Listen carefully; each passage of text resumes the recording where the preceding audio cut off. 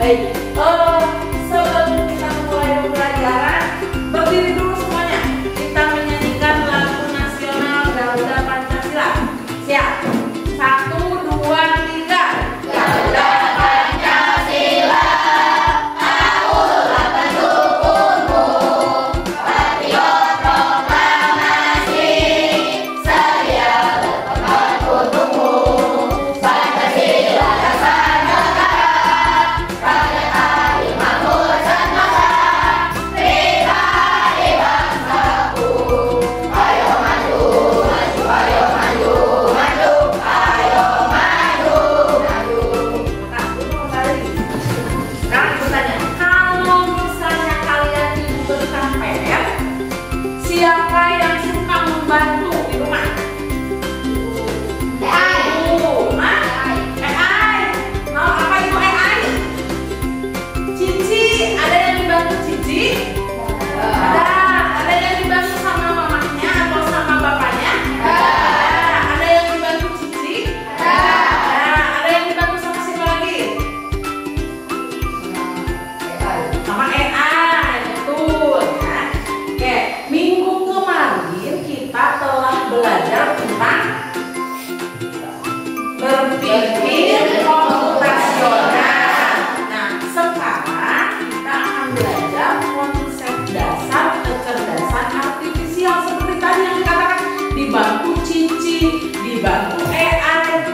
Tahu, tapi kamu belum tahu tentang apa itu kecerdasan artifisial. Baik, nah setelah pembelajaran ini, ibu harapkan kalian yang pertama mengetahui konsep dasar kecerdasan artifisial.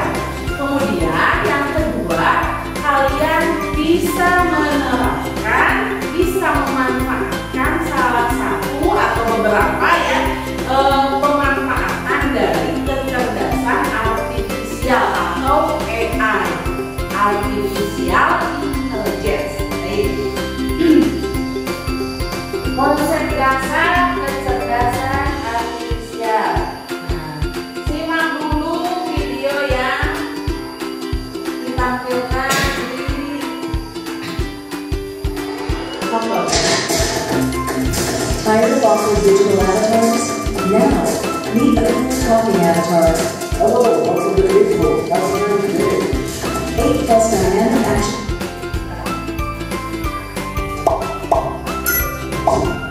Apa hal pertama yang muncul di pikiranmu ketika mendengar kata AI atau kecerdasan buatan? Apakah AI jahat seperti di film yang Hollywood? AI jahat atau AI hanyalah pengenalan kebetulan saja ya. Namun sebenarnya AI sudah merupakan kenyataan dalam kehidupan sehari-hari kita. Kalian sering loh menggunakan AI. Ketika buka handphone, fitur fingerprint atau face unlock menggunakan AI untuk dapat mendeteksi sidik jari atau wajah kalian dengan lebih tepat. Ketika googling, adanya AI akan memberikan hasil pencarian yang lebih sesuai dengan minat dan kebutuhan kalian.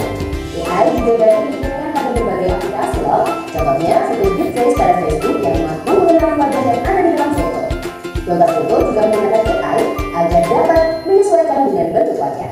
Kalau kalian terbiasa menonton atau konten TikTok misalnya, akan muncul rekomendasi konten yang tidak jauh-jauh dari TikTok juga. Bukan hanya di media sosial, rekomendasi musik atau film di aplikasi streaming, iklan produk pada e-commerce, rekomendasi dari virtual assistant seperti Google Assistant atau Siri juga menggunakan AI untuk mempelajari dan menyesuaikan dengan aktivitas yang biasa kalian lakukan. AI juga ada pada Google Docs untuk menganalisis survei yang paling cepat dari perkiraan waktu yang dibutuhkan. Pada game online, AI dipakai untuk menggunakan permainan bot dan membuat karakter serta grafis permainan menjadi lebih lucu dan realistis. Lalu, apa itu AI? AI atau Artificial Intelligence atau kecerdasan buatan adalah sistem yang memungkinkan mesin atau komputer untuk berpikir, belajar, dan melakukan tugas seperti manusia. Istilah AI muncul pada tahun 1956 dalam konferensi Dartmouth yang diinisiasi oleh John McCarthy, seorang ilmuwan komputer asal Amerika Serikat. Di antaranya ada 4 teknik dasar pada AI yaitu searching, reasoning, learning, dan coding. Searching adalah teknik menemukan langkah-langkah yang sistematis untuk mencapai suatu tujuan atau solusi. Contohnya AI pada Google Maps. Reasoning adalah teknik menarik kesimpulan berdasarkan fakta-fakta yang ada. Contohnya AI pada aplikasi pendiagnosa penyakit. Learning adalah teknik memecah masalah Contohnya, AI pada mesin perakitan kendaraan. Learning adalah teknik mengajarkan pola-pola data untuk memperoleh pengetahuan. Contohnya, AI pada sistem mobil tanpa pengemudi. Lalu, apa saja ya keunggulan menggunakan AI? AI dapat menyelesaikan tugas dengan cepat dan efisien sehingga dapat menghemat waktu dan sumber daya. AI dapat menganalisis data yang besar dan kompleks serta menemukan pola dan dari data tersebut. AI dapat bekerja secara konsisten dan mengurangi kemungkinan error yang biasanya disebabkan oleh faktor kelelahan atau ketidakpengertian manusia. Selain itu, AI dapat bekerja di 24 jam penuh, tidak seperti manusia yang terbatas. Sebaliknya, apa risiko menggunakan AI? AI membutuhkan data yang besar dan berkualitas tinggi untuk belajar dan beroperasi secara optimal. Kualitas data yang buruk dapat memunculkan hasil yang tidak akurat. Lalu, analisa atau rekomendasi yang diberikan oleh AI juga akan mengandung bias pada data yang diberikan kepadanya. Contohnya, jika data yang diberikan pada AI kebanyakan berasal dari pasien lelaki, maka analisa penyakit yang diberikan AI akan lebih sesuai untuk kondisi pasien laki-laki dibanding pasien perempuan. Selain itu, ada juga resiko keamanan privasi. AI dapat merekam informasi pribadi dan segala aktivitas di dunia online. Data-data tersebut dapat bisa digunakan untuk tindakan kejahatan. AI memberikan kemudahan dan dapat melakukan pekerjaan manusia. Namun, kemudahan ini dapat memicu sifat malas dan serba instan. Selain itu, orang bisa saja tentang pekerjaan akan digantikan oleh AI. Contohnya, pekerjaan customer service yang mulai digantikan oleh AI. Selain digunakan dalam kehidupan sehari-hari, AI juga dimanfaatkan dalam berbagai bidang. Bidang kesehatan, AI dapat digunakan untuk membantu dokter membuat jadwal temu, mendiagnosis awal penyakit, dan merekomendasikan obat atau terapi tertentu. Setelah menyimak video ini, apa yang ada di benak kalian? Mbak, apakah yang ada di video ini bisa sering kalian temui? Ya, contohnya tadi menggunakan apa? Ya, menggunakan AI. Contohnya tadi ketika membuka kunci HP, kemudian dengan analisis wajah. Kan kalian punya HP, kemudian mau dibuka memakai sidik jari. Itu adalah salah satu kecerdasan artifisial, kecerdasan buatan atau AI. Ya, itu sering kita gunakan, tapi istilahnya kita tidak tahu, hanya sebagai pengguna. Nah, dari video ini kita tadi sudah menyimak AI itu resikonya ada tidak? Ada negatifnya tidak? Ada. Ada positifnya tidak? Ada. Maka bagaimana kita dengan bijak menggunakan AI tersebut? Ya, jangan hanya AI tapi tidak tahu apa itu AI. Apa itu kecerdasan buatan? Jadi kecerdasan buatan ini adalah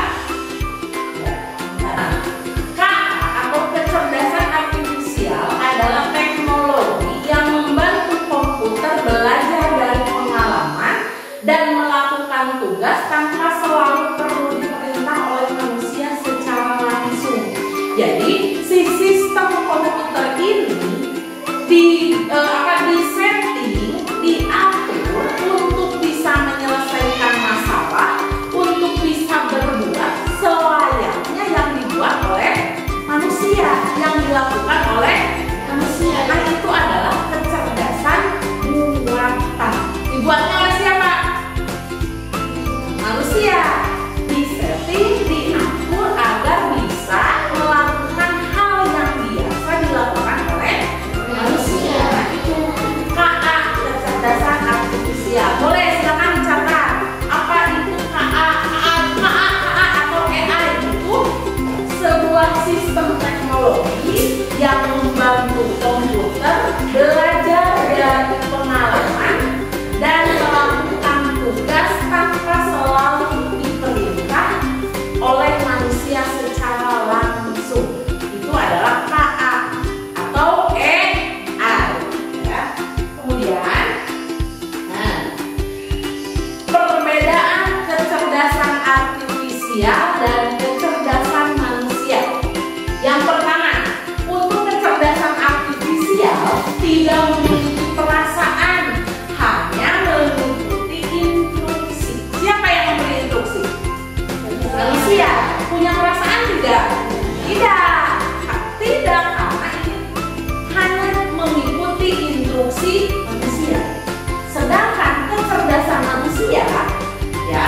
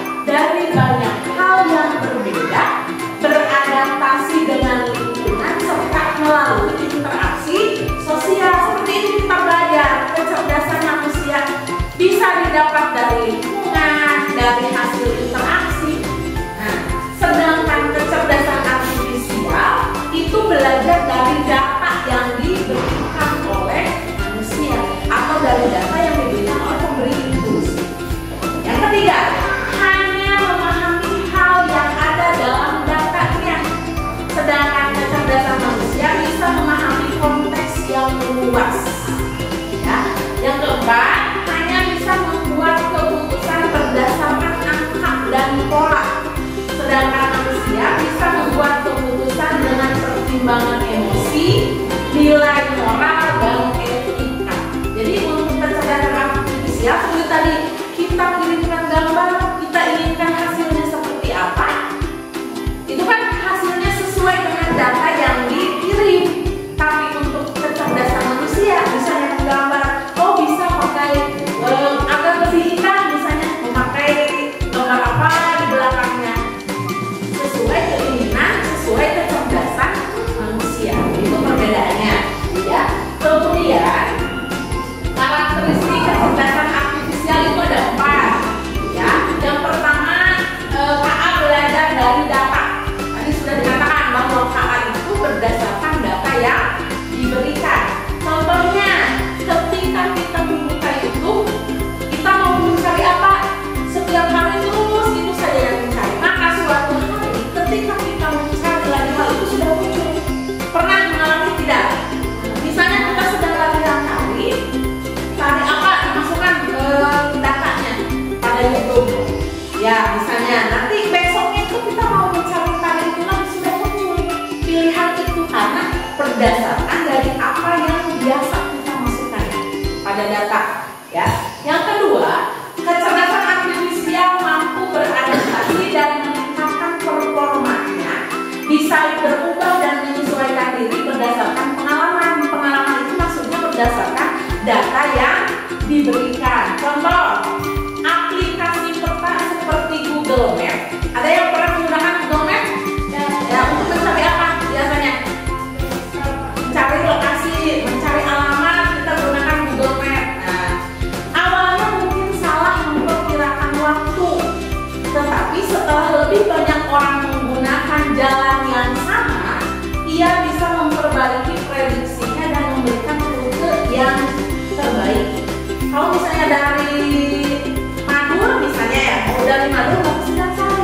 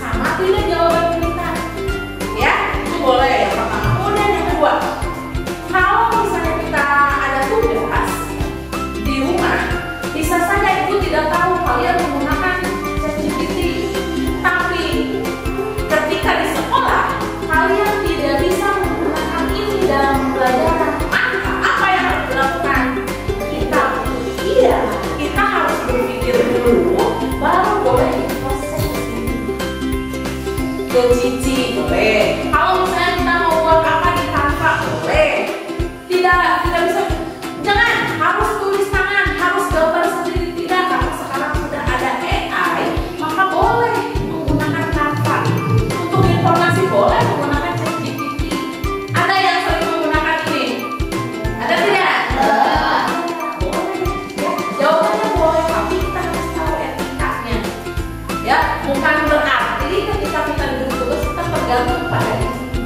Tetap ya, kita harus bisa mengerjakan sendiri, kita harus berpikir sendiri, tapi di prakteknya boleh. Ya, ngerti? Ada lagi yang ditanyakan? Belum dipaham? Ada yang mau ditanyakan lagi? Nah, sekarang ke mesin cerdas dan non cerdas.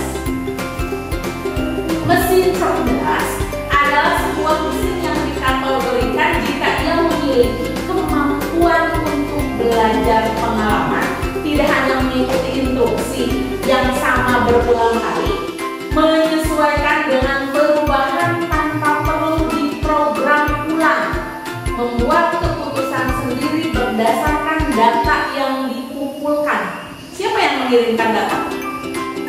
Manusia. Nah, contohnya, contoh mesin cerdas yang pertama, Google Assistant, contohnya, yang bisa menjawab pertanyaan, mengatur alarm, dan memberikan saran berdasarkan kebiasaan penggunanya. Seperti tadi, ketika kita buka Shopee, kita mau cari apa, karena kita sering menginput data itu, maka disarankan ini yang bagus. Misalnya kalau buku, ini buku gambar ini buku gambar ini.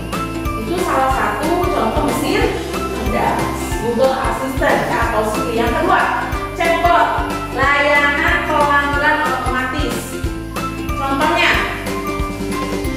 Contohnya ada yang pernah menggunakan? Kalau pernah, di mana? Di apa? Di aplikasi apa? Di Lazada, kumaha contohnya? Terus di chat ya, ketika kita membeli peralatan sekolah, kita akan mengkoordinasi nih ke yang punya toko. Kita kirim, apakah barang ini masih ada? Itu kan menjawab secara otomatis. Nah, itu salah satu contoh chatbot. Jadi bukan manusianya, tapi langsung secara otomatis oleh program, lalu disampaikan ke si pemilik toko itu. Atau misalnya sekarang ada cek kesehatan di online, kita bertanya langsung dijawab. Nah, itu adalah contoh chatbot, contoh mesin cerdas. Yang ketiga, mobil otonom atau mobil tanpa pengemudi. Pernah lihat tidak? Pernah? Di mana? Di HP ya. Sekarang ada mobil otonom atau mobil yang tanpa pengemudi yang bisa berjalan sendiri tanpa pengemudi ya, dengan menggunakan sensor dan kecerdasan artifisial untuk mendeteksi jalan, lalu lintas, dan rambu-rambu. Mobil Tesla itu adalah mobil yang didesain tanpa pengemudi. Itu contoh mesin cerdas. Kalau ada mesin cerdas berarti ada mesin yang non cerdas. Nah, untuk mesin non cerdas, sebagai bahan perbandingannya, contoh mesin non cerdas yang bisa kita temui dalam kehidupan sehari-hari. Contoh yang pertama, kalkulator. Tahu kalkulator? Tahu. Apa? Menghitung, menjumlah, mengurang. Kalkulator ketika tidak diberikan inputan, ketika tidak kita ketikkan angkanya, itu bisa menghasilkan tidak? Ya. Tapi harus bagaimana? Mengetik angka. Misalnya kita inginkan angka berapa ditambah angka berapa, kita kan yang menginput, kita yang memberikan data. Tahu kalkulator itu memberikan hasil. Nah, kalkulator bisa melakukan perhitungan cepat, tetapi tidak bisa belajar atau memahami maksud penggunanya. Tidak bisa. Si orangnya saya inginkan 7 kali 8. Ketika kalkulatornya jalan sendiri, 7 kali 8 tidak bisa. Tapi harus tetap ada input, harus ada data yang diberikan, baru memberikan hasil. Yang kedua contohnya mesin cuci manual yang masih harus diatur oleh manusia untuk memilih mode pencucian serta tidak bisa menyesuaikan jumlah air atau kecepatan putaran secara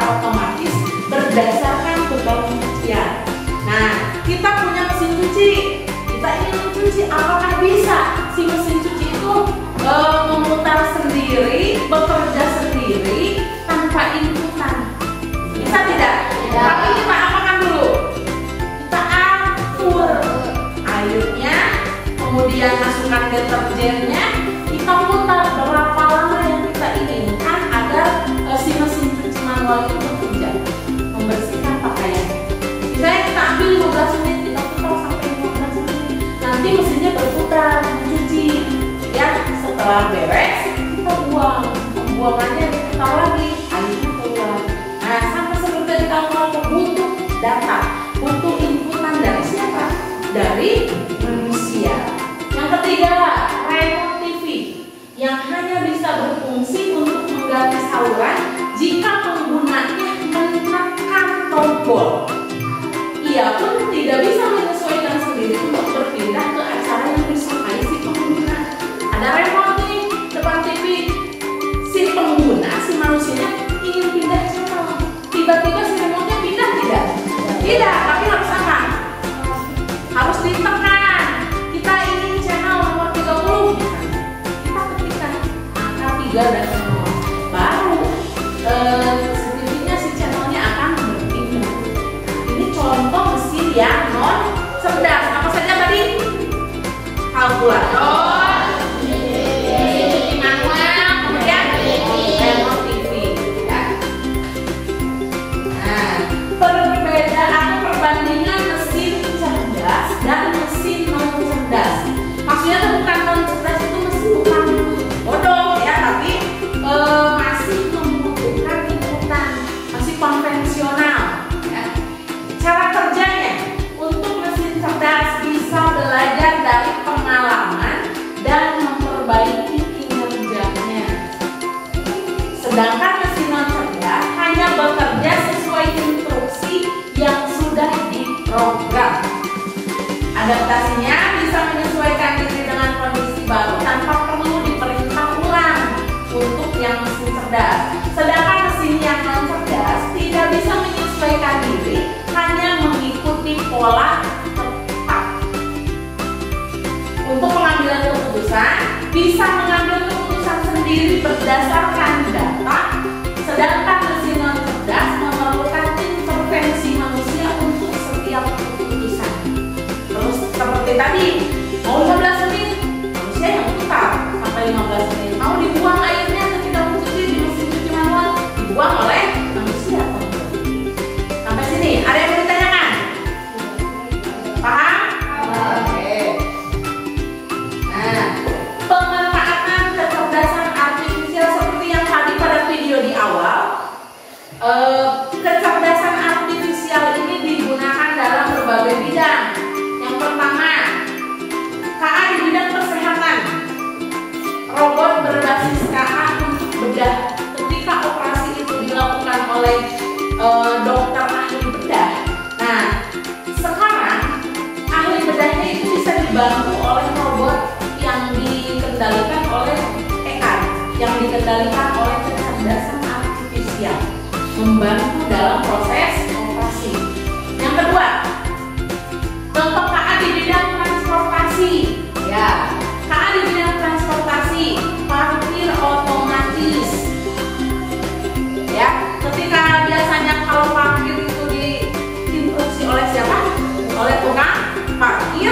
Nah, ini ada parkir otomatis di sampingan mobilnya. Yang ketiga, contoh KA di bidang pendidikan untuk personal pembelajaran. Makanya nyambung ketika tadi Doni bertanya, Ibu boleh tidak AI digunakan dalam pembelajaran? Ini jawabannya boleh. Ya. Yang keempat, AI dalam bidang pelestarian lingkungan. KA di bidang pelestarian lingkungan yaitu dalam pemilihan sampah. Kalau yang konvensional itu sampah ada dua, misalnya ada sampah yang organik dan non organik, dipisah tempat sampahnya. Nah, sekarang ada alat untuk pemilihan sampah yang dikendalikan oleh AI. Nah, sekarang Ibu ada video lagi yang nanti akan berkenaan dengan proyek yang akan kita laksanakan. Assalamualaikum warahmatullahi wabarakatuh. Pertama kali belajar di kampus Stasiun Manggung. Oke, untuk kali ini kita akan mengikuti program pelajaran khusus memang, yaitu belajar tanpa arti. Untuk beberapa pertemuan nanti ya, videonya itu akan terus membahas mengenai tanpa. Ini biar teman-teman yang dulu belajarnya belajar desain menggunakan Photoshop atau Corel atau mungkin belajar desain itu ternyata lebih mudah, yaitu dengan tanpa. saya sendiri sekarang sudah berani memakaikan teman-teman ya. Jadi saya sudah pakai Photoshop ataupun sudah pakai Corel ya. Jadi saya pakai Canva sudah memusnahkan. Selain itu memang kalau pakai Photoshop atau pakai Corel itu kan masih memakai software menyesuaikan. Oke, kita akan belajar Canva. Kita prakteknya membuat Provide coding and start using AI to code with you in the driver's seat. Hugo Code is a Oke, untuk hari ini kita akan membahas yaitu mengenai dasar-dasarnya ya, dasar-dasar yang ada di Canva. Untuk Canva sendiri ada dua, yaitu bisa melalui HP menurut alat AC ya, atau bisa melalui laptop atau PC. Nah, untuk desain ya, kita pakai laptop atau PC teman-teman ya, biar layar lebar. Lalu di PC sendiri atau di laptop itu nanti ada dua, bisa download aplikasinya atau bisa pakai web browser seperti Mozilla Firefox. di PC, di laptop itu bisa dua, bisa pakai aplikasi langsung atau bisa di search di Google Chrome. Baik, untuk agar lebih efektif ya, itu bagikan KPD-nya. Nanti ikuti cara penggunaannya. Di sini ada di aktivitas 2, petunjuk penggunaan atau petunjuk pembuatan proyek melalui Canva. Ini ibu bagikan tiap kelompok 1, silakan beri nama. Nah, silakan ini dari yang 5 ini kita coba praktekkan dengan Canva. Ya, silakan beri nama dulu yang KPD-nya.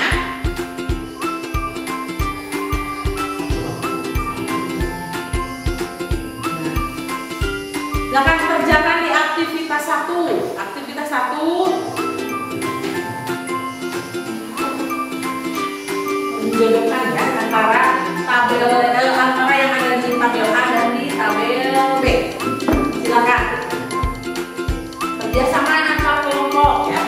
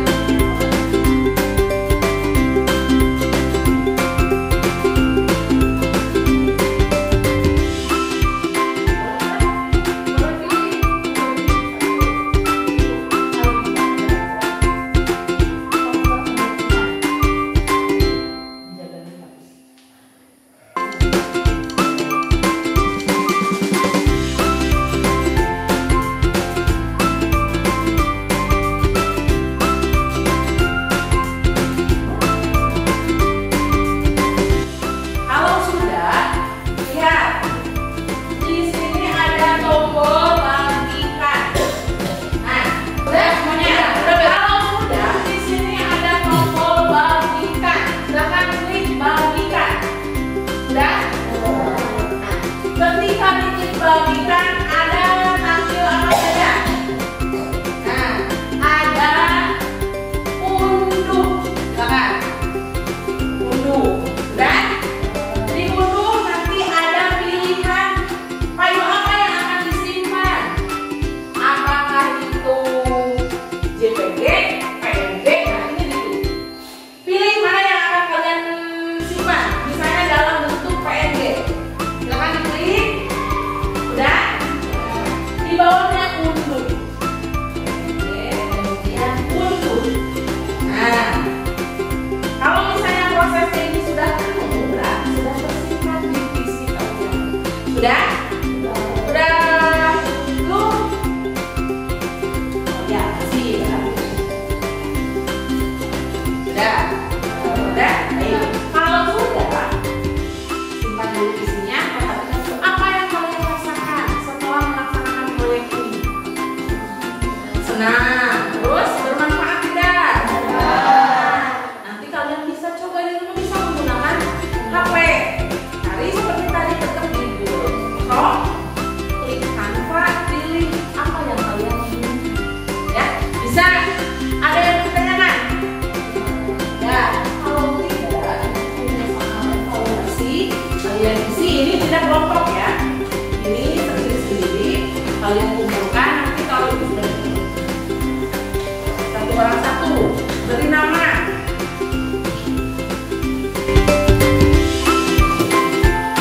Silakan diisi, diberi nama.